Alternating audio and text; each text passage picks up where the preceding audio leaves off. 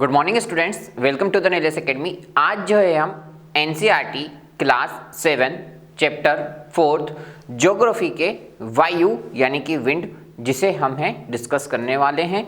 ये आप लोगों के लिए बहुत इंपॉर्टेंट चैप्टर होने वाला है, तो आप लोग जो है इस वीडियो को अंत तक ज़रूर देखें।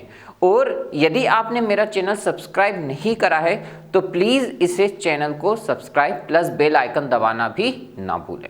तो चलिए आज जो है हम इस चैप्टर को स्टार्ट करते हैं, जो कि होता है आपका वायु।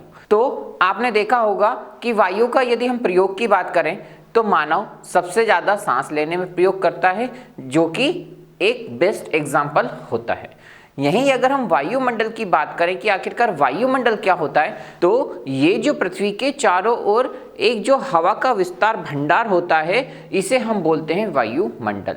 अब ये जो वायुमंडल होता है वो कई गैसों का मिश्रण होता है। दैट मीन्स इसमें कई सारी जो गैसेस होती हैं वो मिलकर बनी होती हैं। इसमें कार्बन डाइऑक्साइड या ऑक्सीजन ही नहीं पाई जाती, जबकि इसमें आप देखेंगे कई सारी गैसों का मिश्रण होता है। जैसे कि अगर हम बात करें तो इसमें मीथेन पाई जाएगी, ओजोन पाई जाएगी, ऑक्सीजन पाई जाएगी और नाइट्रोजन भी पाई जाएगी।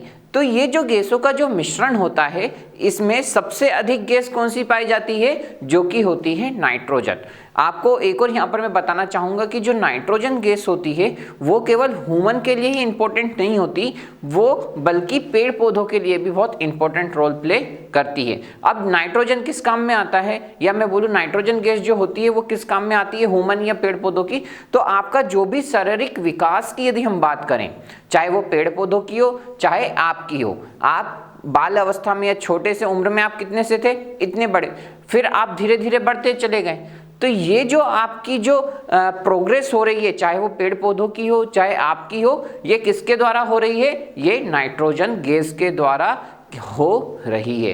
तो इसलिए नाइट्रोजन पेड़ पौधों के लिए भी इंपॉर्टेंट होता है और ह्यूमन के लिए भी बहुत इंपॉर्टेंट रोल प्ले करता है। और ये जो वायुमंडल होता है उसमें सबसे अधिक गैस कौन सी पाई जाती है, तो वो होती है नाइट्रोजन।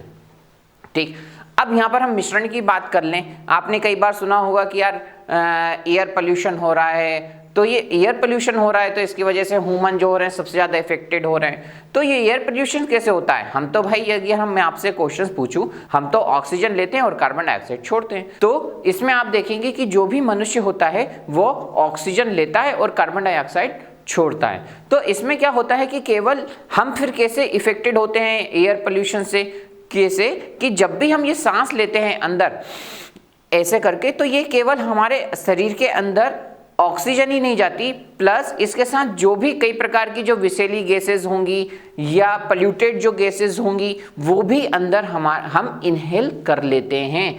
ये हम ऑक्सीजन कब लेते हैं कि हमारा जो फेफड़ा होता है वो केवल ऑक्सीजन लेता है, प्लस ये जितनी भी जो हमने गैस इनहेल करी है, जो भी आपने पोल्यूटेड गैस जो है वो इनहेल करी है, वो क्या होता है जब हम इसको छोड़ते हैं, कार्बन डाइऑक्साइड छोड़ते हैं करके, तो अदर जो गैसेस होती हैं वो भी इसके साथ बाहर आ जाती हैं। लेकिन क्या होता है कि ये जो पोल्यूटेड जो गैस होती हैं वो ह्यूमन बॉडी या ह्यूमन सिस्टम को इफेक्टेड कर देती हैं। इस वजह से जो होता है एयर पोल्यूशन जो होता है वो ह्यूमन के लिए बहुत हानिकारक होता है। तो आप इसको अच्छे से नोट डाउन कर लें। तो चलिए अब जो है हमारा जो वायुमंडल है उसको हम लिख लेते हैं कि आखिरकार वायुमंडल किसे बोलते हैं। तो फर्स्ट हम डेफिनेशन लिखेंगे किसकी? वायुमंडल की। वायुमंडल कि आखिरकार ये वायुमंडल क्या होता है। तो इसको लिखेंगे हम क्या कि पृथ्वी के चारों ओर हवा का विस्तृत भंडार को हम क्या बोलेंगे? वायुमंडल बोलेंगे। अब ये जो वायुमंडल होता है इसमें कई गैसों का मिश्रण होता है। इसको हम क्या लिख लेंगे? कई गैसों का मिश्रण आपको देखने को मिलेगा। और ये गैसों का तो मिश्रण होता है, लेकिन इसमें सबसे अधिक कौन सी गैस पाई जाती है? तो इसमें सबसे अधिक गैसों में भी सबसे अधिक गैस नाइट्रोजन, नाइट्रोजन गैस, इसको ब्रैकेट में आप लिख लें, सबसे अधिक मात्रा में ठीक है ना। तो सबसे अधिक मात्रा में क्या पाई जाएगी, नाइट्रोजन गैस पाई जाएगी। अब हम बात कर लेते हैं कि ये जो वायुमंडल की जो संरचना होती है या कई सारी जो स्टेप्स आपने देखी होंगी उनको हम डिस्कस करने वाले हैं। तो सबसे पहले अब हम लिख लेते हैं यहाँ पर, सेकंड हमारा पॉइंट हो जाता है वायुमंडल की संरचना। ठीक, वायुमंडल की संरचना। तो आप वायुमंडल की संरचना में देखेंगे कि जो हमारा वायुमंडल होता है वो पृथ्वी की सतह से, कौन सी सतह से बात कर रहे हैं हम, ये पृथ्वी की सतह से। ठीक है, ये जो हमारे जो पृथ्वी है इसकी सतह से कई सारे ऊपर परत पाई जाती हैं। डेट मीन्स ये यहाँ पर आपको क्या देखने को मिलेगी, लेयर्स आपको देखने को मिलेगी। ठीक, तो ये आपको लेयर्स देखने को मिलती हैं। ये आपकी जनरली 5 टाइप की लेयर्स आपको देखने को मिलेंगी पृथ्वी की सतह से। जब आप ऊपर जाएंगे तो ये पृथ्वी की सतह से आपको क्या हो जाएगी, लेयर बाय लेयर आपको देखने को मिलेगी। तो इसको हम जो है डिस्कस करने वाले हैं। तो सबसे पहले अब हम देखेंगे क्षोभ मंडल। ठीक है ना, तो 5 लेयर पाई जाएगी। 5 लेयर में सबसे पहले क्या जाएगा, क्षोभ मंडल। इसकी लगभग ऊंचाई आपको कितने देखने को मिलती है, तो इसकी लगभग ऊंचाई आपको 13 किलोमीटर तक, 13 यानी कि 0 to 13 किलोमीटर तक आपको इसकी ऊंचाई आपको देखने को मिलती है। और इसमें क्या होता है कि जो भी मौसम की जो भी घटनाएं होती है, इसको हम क्या लिख देंगे कि जो भी मौसमी की या मौसम की जो भी घटना होती है, जो भी घटनाएं होती हैं वो सब आपको क्षोभ मंडल में देखने को मिलती है। अब घटनाएं जैसे घटनाएं हो जाएंगी, वो हो जाएंगी जैसे हो गया कोहरा हो गया, ठीक है, या फिर हम बोल दें ओलावृष्टि जो होती है, क्या हो जाएगी, ओलावृष्टि की यदि हम बात करें तो ये सब कहां पर होंगी, आपके क्षोभ मंडल में देखने को मिलती है। यदि हम इसको राइट डाउन कर लेते हैं ऐसे नोट में, और इसको यदि हम बात करें तो फर्स्ट हमारा पॉइंट क्या हो जाएगा, यहाँ पर आपको देखने को मिलेगा 13 किलोमीटर तक, जिसे हम बोलेंगे क्षोभ मंडल। क्या बोलेंगे, क्षोभ मंडल। और ये यहाँ पर आपको क्या देखने को मिलेगा, ये 0 से 13 किलोमीटर तक आपको क्षोभ मंडल देखने को मिलेगा। और सभी जो मौसमी जो घटनाएं होंगी वो आपको इसी परत पर देखने को मिलेंगी। और कहाँ से जाएंगी, ये यहाँ से पृथ्वी से अपन ऊपर तक जाएंगे। ठीक है, तो इन लेयर को हम 1 बाय 1 डिस्कस करेंगे। तो पहली लेयर हमारी क्या हो जाएगी, वो हो जाएगी हमारी क्षोभ मंडल। सेकेंड लेयर की यदि हम बात करें तो वो कौन सी हो जाएगी, समताप मंडल। समताप मंडल। अब इस समताप मंडल में क्या होगा कि ये क्षोभ मंडल के ऊपर वाली लेयर होगी। कौन सी होगी, क्षोभ मंडल के ऊपर वाली परत, ठीक ना, लेयर होगी। और इसकी ऊंचाई कहां तक हो जाएगी, इसकी ऊंचाई हो जाएगी 50 किलोमीटर तक। ठीक है ना, इसकी ऊंचाई आपको कहां तक देखने को मिलेगी, 50 किलोमीटर तक देखने को मिलेगी। और इसी समताप मंडल में आपको ओजोन भी देखने को मिलेगी। डेट मीन्स ओजोन जो लेयर्स होगी वो भी आपको समताप मंडल में देखने को मिलेगी। और जितने भी ये एरोप्लेन्स उड़ते हैं वो भी आपको समताप मंडल में ही देखने को मिलेंगे। तो इसको आप नोट डाउन कर लें। तो इसमें आपको क्या देखने को मिलेगा यहाँ पर कि ओजोन गैस की परत आपको देखने को मिलेगी, प्लस यहीं पर क्या होंगे, जो भी एरोप्लेन रहेंगे वो भी यहीं पर उड़ान भरा करेंगे। इसको हम लिखेंगे क्या, हवाई जहाज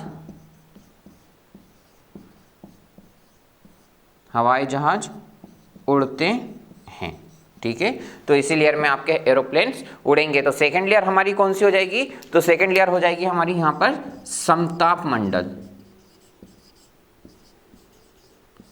ठीक है, तो ये सेकंड लेयर आपको समताप मंडल कहां तक देखने को मिलेगा, आपको 50 किलोमीटर ऊंचाई तक आपको समताप मंडल देखने को मिल रहा है। मैं आपको साथ साथ ये डायग्राम भी बनाता जा रहा हूं, तो आप इसको और अच्छे से लिखकर आप नोट डाउन कर लें। तो सेकंड आपकी क्लियर हो जाएगी समताप मंडल। अब आप लोग इसको जल्दी से नोट डाउन कर लें। और यदि आप मेरे हैंड रिटन नोट्स या वीडियो परचेस करना चाहते हैं तो नीचे दिए गए नंबर पर आप मुझे कॉल या व्हाट्सएप भी कर सकते हैं। तो इसको आप जल्दी से नोट डाउन कर लें। तो चलते हैं अब हम जो थर्ड लेयर होती है जिसे हम बोलते हैं मध्य मंडल। क्या बोलते हैं थर्ड लेयर हमारी, मध्य मंडल। तो ये जो थर्ड लेयर होती है हमारी मध्य मंडल, तो इसको हम क्या लिखेंगे कि समताप ताप, ठीक है ना, समताप मंडल के ऊपर वाली परत होती है, ऊपर वाली परत होती है, और इसकी ऊंचाई आपको कितनी देखने को मिलती है? तो इसकी ऊंचाई आपको 80 किलोमीटर तक, कहाँ तक? 80 किलोमीटर तक आपको इसकी ऊंचाई आपको देखने को मिलती है, ठीक है। और आप देखेंगे कि जो भी उल्कापिंड होते हैं, जो भी उल्कापिंड आते हैं हमारी पृथ्वी की ओर, तो इसी परत में उनमें क्या हो जाती है? आग लग जाती है। तो ये जो मध्य मंडल होती है, जब भी कोई उल्कापिंड आता है तो ये जो लेयर होती है हमारी मध्य मंडल वाली, उस पर आते आते यहाँ पर जब पहुंचेगा उल्कापिंड तो इसमें आग लग जाती है। तो इसको हम लिख लेंगे कि क्या, जो भी अंतरिक्ष से जो भी उल्कापिंड आएंगे तो पृथ्वी पर आने पर इसमें आग लग जाती है। तो इसको हम लिखेंगे ये कि अंतरिक्ष, इसको आप लिखें क्या? अंतरिक्ष में, इसको आप लिखें अंतरिक्ष से प्रवेश, ठीक है, अंतरिक्ष से प्रवेश करने वाला उल्कापिंड, करने वाला उल्कापिंड, ठीक है ना, करने वाला उल्कापिंड इस परत पर, इस परत में आने पर जल जाता है, ठीक है। तो जब भी मध्यमंडल में उल्कापिंड आएगा वो क्या हो जाएगा? जल जाएगा। तो आप इसको क्या क्या लिख लेंगे कि थर्ड लेयर जो रहेगी आपकी कौन सी हो जाएगी? ये हो जाएगी मध्यमंडल, ठीक। और इसकी ऊंचाई आपको कहाँ तक देखने को मिलेगी? 80 किलोमीटर तक आपको इसकी ऊंचाई आपको देखने को मिलेगी मध्यमंडल में। अब हम बात कर लेते हैं फोर्थ जो हमारा पॉइंट होता है वो हम लिखते हैं बाह्यमंडल। फोर्थ हमारी हो जाएगी क्या? अब बाह्यमंडल आप देख सकते हैं कि क्या हो जाएगा? मध्यमंडल के ऊपर वाली जो परत होगी वो हो जाएगी आपकी बाह्यमंडल, और ये कितनी ऊंचाई तक पाए जाएंगे? ये आपके 80 किलोमीटर से 400 किलोमीटर ऊंचाई तक आपको बाह्यमंडल देखने को मिलेगा। और जैसे जैसे आप ये बाह्यमंडल में और अधिक ऊंचाई पर जाते रहेंगे, तापमान में वैसे वैसे वृद्धि भी होती चली जाएगी। तो आप लोग इसको नोट डाउन कर लें क्या कि बाह्यमंडल में बढ़ती ऊंचाई के साथ साथ तापमान अत्यधिक क्या हो जाएगा? अत्यधिक तीव्रता से बढ़ता है, ठीक है। तो जैसे जैसे आप ऊंचाई पे जाएंगे तापमान में भी क्या होगी? आपकी वृद्धि आपको देखने को मिलेगी। इसकी ऊंचाई आपको कहाँ तक देखने को मिलेगी? तो इसकी ऊंचाई आपको कहाँ तक देखने को मिलेगी? 80 किलोमीटर से कहाँ तक? 400 किलोमीटर तक की ऊंचाई पर आपको देखने को मिलती है। अब आपने देखा होगा कि ये जो भी रेडियो संचार माध्यम के लिए हम जो भी उपकरण या जो भी सैटेलाइट हम लॉन्च करते हैं या स्थापित करते हैं, तो वो आपके यही बाह्यमंडल में जाकर स्थापित होती हैं। आपने अभी हाल ही में कई सारे न्यूज़ चैनलों में या न्यूज़पेपर में भी आपने देखा होगा कि आखिरकार आपने देखो कई सारे सैटेलाइट यहाँ पर क्या हो रहा है? पोल्यूशन फैला रहे हैं। क्यों? क्योंकि सभी कंट्रियों ने यहाँ पर क्या करें? अपने अपने जो सैटेलाइट थे वो यहाँ पर स्थापित कर दिए हैं। तो यहाँ पर क्या हो रहा है कि कई सारे जो हैं आपको सैटेलाइट अलग अलग देशों के आपको देखने को मिल रहे हैं बहुत अधिक मात्रा में। तो जिसकी वजह से यहाँ पर क्या हो रहा है? पोल्यूशन भी आपको देखने को मिल रहा है। तो जितने भी देश होंगे वो जितने भी कम्युनिकेशंस की बात करें या रेडियो संचार की बात करें, वो अपने स्थापित करने के लिए सैटेलाइट किस लेयर में जाके स्टेब्लिश करेंगे? तो वो आपके बाह्यमंडल में जाकर ही आपकी इस लेयर में जितनी भी सैटेलाइट रहेंगी वो स्टेब्लिश करेंगे। तो इसको हम लिख लेते हैं क्या कि ये बहुत इंपॉर्टेंट है आपका। तो रेडियो संचार के लिए इस परत का उपयोग किया जाता है, ठीक है। तो ये हमारी जो फोर्थ लेयर हो जाएगी वो कितनी हो जाएगी? कौन सी हो जाएगी? तो हमारी फोर्थ लेयर हो जाएगी वो हो जाएगी हमारा बाह्यमंडल। मंडल। और इसकी आपको कहाँ तक देखने को मिलेगी, तो 80 किलोमीटर से 400 किलोमीटर तक आपको रेंज इसकी देखने को मिलेगी। तो आप ये जो है नोट डाउन करना बिल्कुल ना भूलिएगा, ये जो खासली जो मैंने आप लोगों के लिए ये जो डायग्राम बना रहा हूँ। तो चलिए नेक्स्ट हमारी जो लास्ट लेयर होती है 5वीं, उसको डिस्कस कर लेते हैं। तो 5th हमारी होती है बहिर्मंडल। बहिर्मंडल जो लेयर होती है उसको हम डिस्कस कर लेते हैं। तो बहिर्मंडल जो होगा ये वायुमंडल की सबसे ऊपरी लेयर्स जो होगी वो पाई जाएगी, जिसे हम बोलेंगे बहिर्मंडल, और ये आपकी लास्ट लेयर होगी। और यहाँ पर जो होंगी एक पतली लेयर्स आपको देखने को मिलती है। डेट मीन्स यहाँ पर आपको अब यहाँ पर तक कौन सी गैसेस पहुंचेंगी, जो सबसे ज्यादा लाइट होंगी, ना कि हैवियर वाली। तो जो सबसे ज़्यादा हल्की गैसेस होंगी वो आपको इस लेयर में देखने को मिलेंगी, जैसे कि हीलियम हो गया या हाइड्रोजन हो गया, ये आपको गैसेस यहाँ पर बहिर्मंडल में देखने को मिलेंगी। तो इसको हम लिख लेते हैं लास्ट हमारे पॉइंट को कि वायुमंडल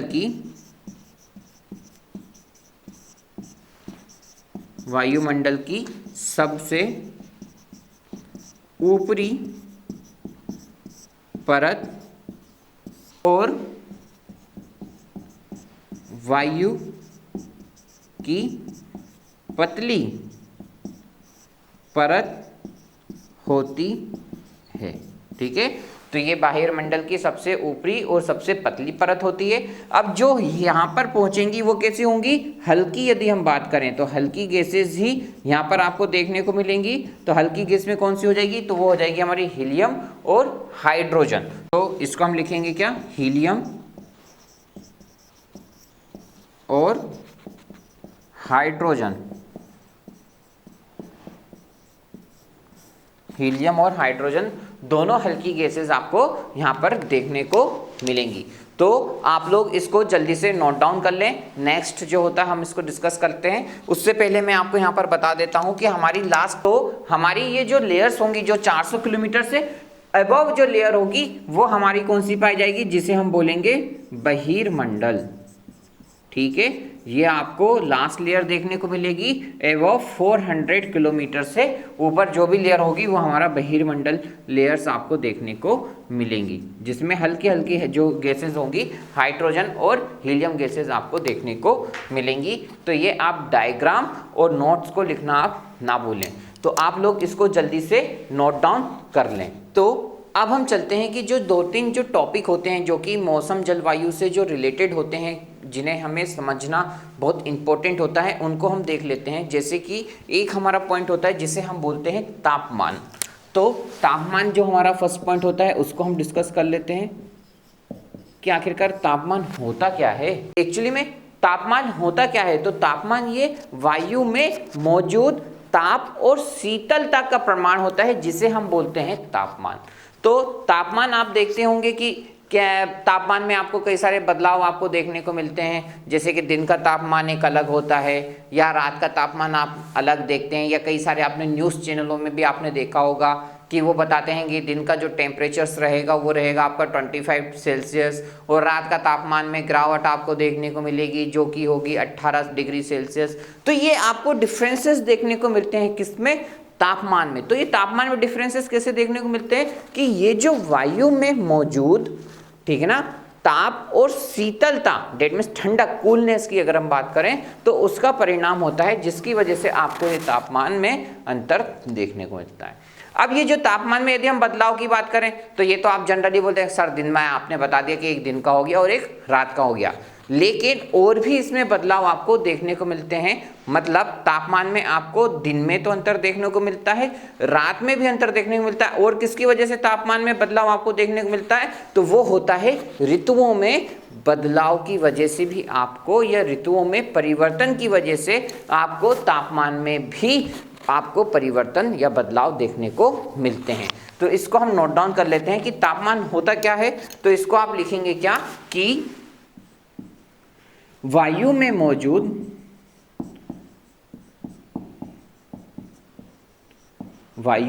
मौजूदा ताप, ठीक है, और शीतलता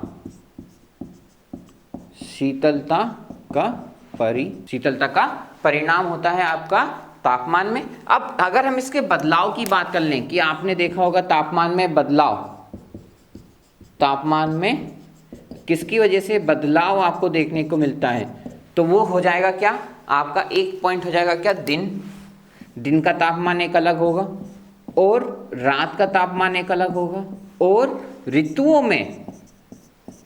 में परिवर्तन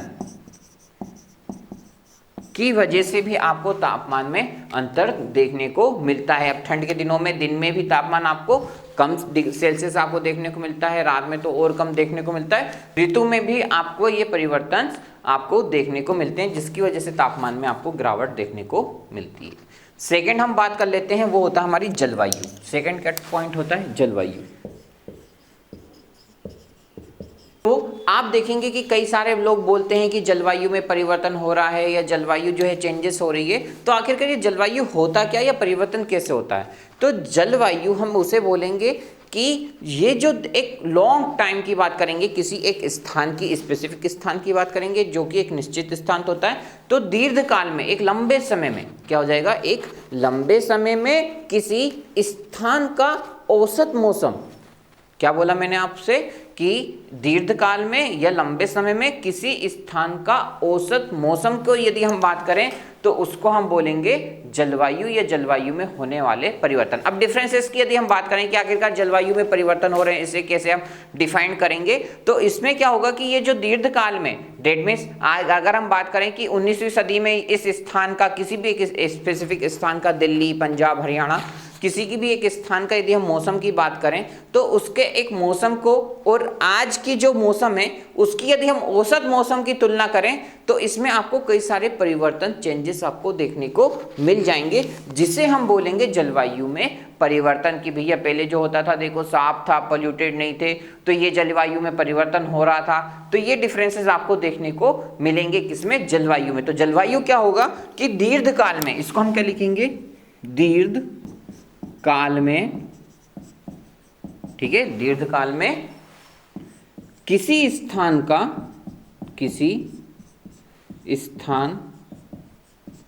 का औसत मौसम,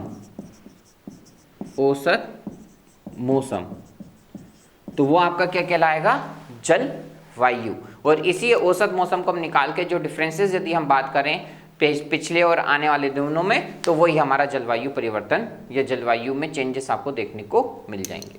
थर्ड पॉइंट होता है हमारा जिसे हम बोलते हैं क्या, वायु दाब। कि आखिरकार ये वायु दाब क्या होता है? तो वायु दाब क्या होता है कि वायु दाब जो होता है वो पृथ्वी की सतह पर वायु के भार के द्वारा लगाए जाने वाले दाब को हम बोलते हैं वायु दाब। अब ये समझ में नहीं आया क्या हो गया भार, इसको आप समझिए कि एयर जो होती है, जो वायु जो होती हैं, वो उच्च दाब आपकी ऊपर लगता है। इसको यदि आप उदाहरण के रूप में ऐसे समझें कि मनुष्य के ऊपर भी वायु दाब लगता है लेकिन वो फील नहीं करता। क्यों?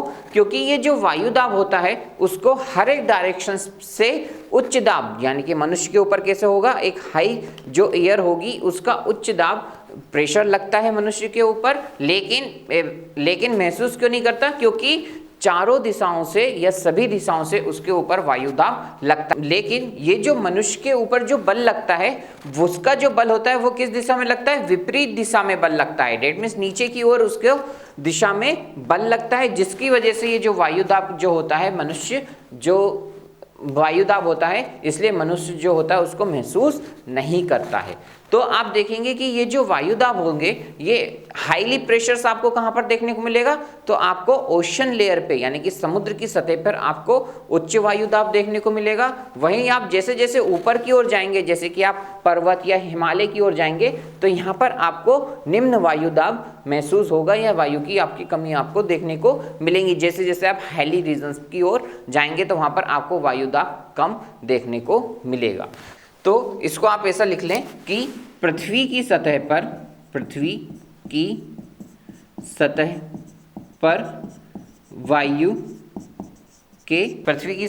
वायु के भार द्वारा लगाया गया दाब। अब ये जो होता है वो हमारा कहलाता है वायु दाब। अब ये जो वायु दाब होता है आपको सबसे अधिक कहां पर देखने को मिलता है, तो आपको समुद्र की सतह पर, समुद्र की सतह पर सबसे अधिक आपको वायु दाब देखने को मिलता है। वहीं यदि हम निम्न दाब की बात करें, कम दाब की अगर हम बात करें, तो आप देखेंगे कि जैसे जैसे आप ऊंचाई पर पहुंचते जाएंगे, जैसे जैसे आप ऊंचाई पर जाएंगे, तो इसको हम लिख देंगे ऊंचाई पर जाने पर ये घटता रहता है। ठीक है, तो जैसे जैसे आप ऊंचाई पर जाएंगे ये आपका वायु दाब जो होगा वो प्रेशर कम होता जाएगा। तो आपने अभी 3 पॉइंट समझे हैं, तापमान, जलवायु और वायु दाब। नेक्स्ट हम डिस्कस करते हैं हमारे फोर्थ जो इंपॉर्टेंट पॉइंट है, जो कि होता है पवने या विंड। तो नेक्स्ट जो पॉइंट होता है हमारा पवन, उसको हम डिस्कस कर लेते हैं कि आखिर क्या पवन या पवने होती क्या है, विंड्स।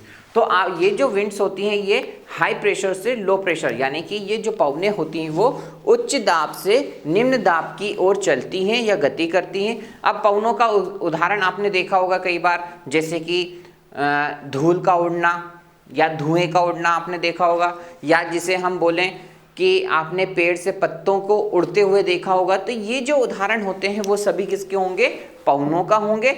और फिर जो होंगे ये बेसिकली आपको 3 टाइप्स की या 3 भागों में विभाजित होती हैं। पहला जिसे हम बोलते हैं स्थायी पवने, दूसरा जो हो जाएगा मौसमी पवने, और थर्ड जो पॉइंट रहेगी वो होगी स्थानीय पवने। आपको 3 वेराइटी या 3 प्रकारों से आपको देखने को मिलेंगी। तो पहले हम इसको 1 बाय 1 लिख लेते हैं। तो पवने किसे बोलेंगे, जो उच्च दाब से निम्न दाब की ओर गति करती हैं। तो इसको हम लिखेंगे उच्च दाब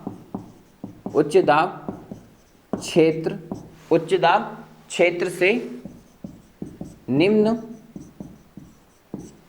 दाब क्षेत्र की ओर गति करती हैं। ठीक है, तो ये उच्च दाब क्षेत्र से निम्न दाब की ओर गति करती हैं। तो चलते हैं अब हम पवनों के उदाहरण की ओर। तो हम इसके उदाहरण क्या लिखेंगे, तो इसके उदाहरण क्या हो जाएंगे, जैसे क्या हो जाएगा, धुएं या धूल का उड़ना। ठीक है, धुएं या धूल का उड़ना। या फिर एक और क्या उदाहरण हो जाएगा, पेड़ के पत्तियों का हिलना। तो और दूसरा उदाहरण क्या हो जाएगा, इसको हम लिख लें, पेड़ की पत्तियों का उड़ना। तो ये आपको उदाहरण आपको देखने को मिलेंगे पवनों के। अब इसके अगर हम टाइप्स की बात करें, जो कि 3 प्रकार के होते हैं, जो कि हमने पवनों को देखा था। तो पहला आपको टाइप्स क्या देखने को मिलेंगे, जिन्हें हम बोल रहे हैं स्थायी पवने। क्या बोल रहे हैं, फर्स्ट स्थायी पवने। ठीक, सेकंड आपको कौन सी पवने देखने को मिलेंगे, जिसे हम बोलेंगे मौसमी पवने। ठीक, और सेकंड ये हमारी हो जाएगी टाइप्स की। थर्ड की यदि हम बात करें तो थर्ड कौन सा हो जाएगा, तो थर्ड हो जाएगा वो स्थानीय पवन। ये 3 प्रकार के आपको जनरली पवने देखने को मिलती हैं। 1 बाय 1 अपन इनको डिस्कस कर लेते हैं कि आखिरकार स्थायी पवने क्या होती हैं। तो स्थायी पवने वो होती हैं जो वर्ष भर लगातार निश्चित एक दिशा में बहती रहती हैं। ठीक है, तो स्थायी पवनों को हम लिख लेते हैं। तो स्थायी पवने क्या हो जाएंगी, जो वर्ष भर क्या हो जाएंगी, जो वर्ष भर लगातार निश्चित दिशा में चलती रहती हैं।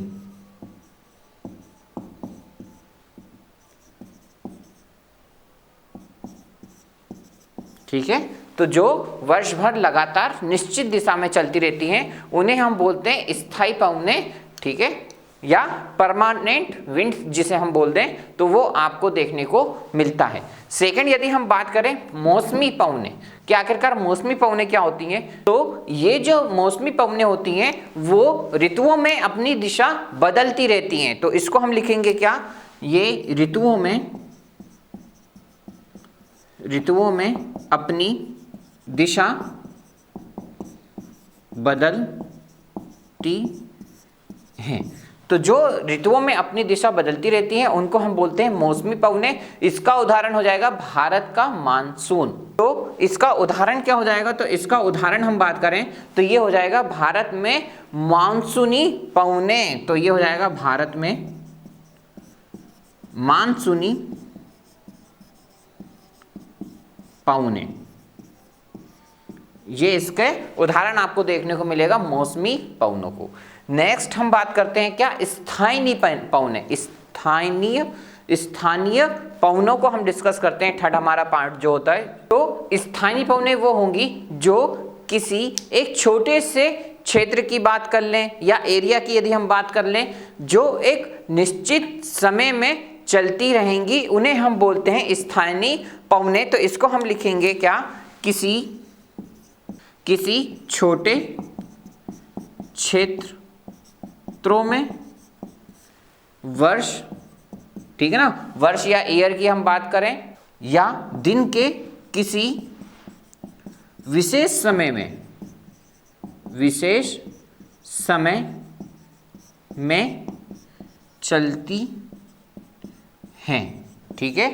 तो उसको हम बोलते हैं स्थानीय पवनें। स्थानीय पवनें का उदाहरण क्या हो जाएगा, तो इसका उदाहरण आपको देखने को मिलेगा जैसे लू।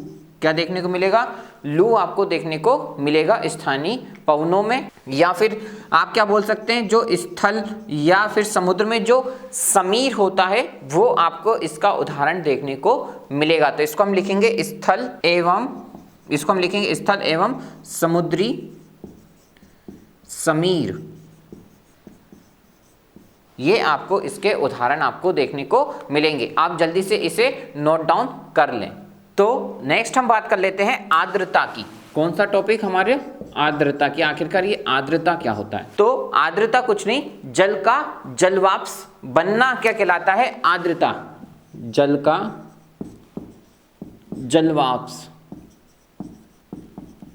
जलवाष्प बनना। अब इसको हम समझते हैं थोड़ा सा आर्द्रता को, कि आर्द्रता होता क्या है या होता क्या है जलवाष्प का।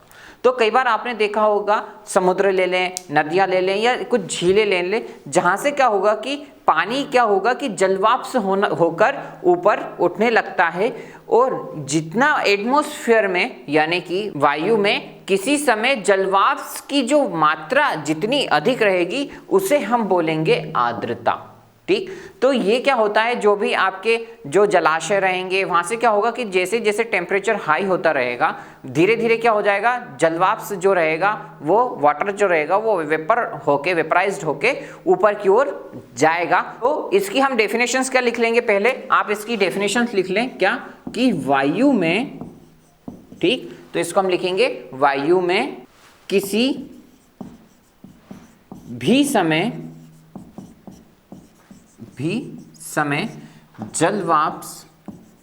जलवाष्प की मात्रा को आर्द्रता कहते हैं। क्या कहते हैं, आर्द्रता कहते हैं। तो अब हम जो है इसको समझते हैं। तो जनरली होता क्या है कि ये जो भी जलाशय होते हैं, नदियां होती हैं, समुद्र, झीलें होती हैं, इनसे क्या होता है कि पानी जो रहता है वो वेपराइज्ड होके ऊपर उठता है। अब ये जो वेपराइज्ड होता है तो ये क्या होता है, धीरे धीरे जो जल की जो बूंदें रहती हैं वो ठंडा होना शुरू हो जाती हैं और संघनित यानी कि इकट्ठा होना शुरू हो जाती हैं। जब ये इकट्ठा होकर जो बूंदें हैं वो इकट्ठा होकर संघनित होकर क्या होंगे, एक बादल का निर्माण कर लेती हैं। और इन्हीं बादलों से, या मैं बोलूं कि बादल जो होते हैं वो इन्हीं बूंदों का एक प्रकार से देखा जाए तो समूह होता है। तो जब ये जल की बूंदें इतनी भारी हो जाती है कि ये वायु में तैर नहीं सकती हैं, तो ये जो बूंदें होती हैं ये वर्षण के रूप में नीचे आ जाती हैं और इन वर्षण को ही हम बोलते हैं वर्षा, ठीक है। तो पृथ्वी पर ये जो जल के रूप में जो वर्षण हो रहा है इसी को ही हम वर्षा बोलते हैं। आप इसको एक उदाहरण के रूप से और समझ सकते हैं आर्द्रता को। क्या होता है कि आपने कई सारे एरोप्लेन देखे होंगे, हवाई जहाज देखे होंगे, जो ऊपर उड़ते समय क्या होता है, हमें एक मार्ग दिखाई देता है, एक पथ दिखाई देता है कि देखो एरोप्लेन जा रहा है, उसमें हमें एक मार्ग दिखाई देता है, जबकि ऐसा नहीं होता है। एक्चुअली में क्या होता है कि ये जो एरोप्लेन्स रहते हैं उनके इंजन से क्या होती हैं, कई सारी जो मॉइस्चराइज जो बूंदें होती हैं वो संघनित हो जाती हैं। तो वायु के गतिमान होने की वजह से, ठीक है ना, एरोप्लेन जा रहा है तो संघनित हो गई, तो वायु के गतिमान होने की वजह से ये जो संघनित जो बूंदें हैं, जो आर्द्रता है, ये हमें दिखाई देने लगती है, जिसको हम बोलते हैं कि ये एरोप्लेन का मार्ग या पथ हमें दिखाई देने लगता है। तो वो कुछ नहीं, वो एक प्रकार से देखा जाए तो वो इंजन से निकलने वाली नमी है जो कि संघनित होकर हमें दिखाई दे रही है। तो आज के चैप्टर में केवल इतना ही। आपको ये वीडियो कैसा लगा, please like, share, comment and subscribe करना बिल्कुल ना भूलिएगा। और यदि आप मेरे हैंड रिटन नोट्स या वीडियो परचेस करना चाहते हैं तो नीचे दिए गए नंबर पर आप मुझे कॉल या व्हाट्सएप भी कर सकते हैं। Thank you so much.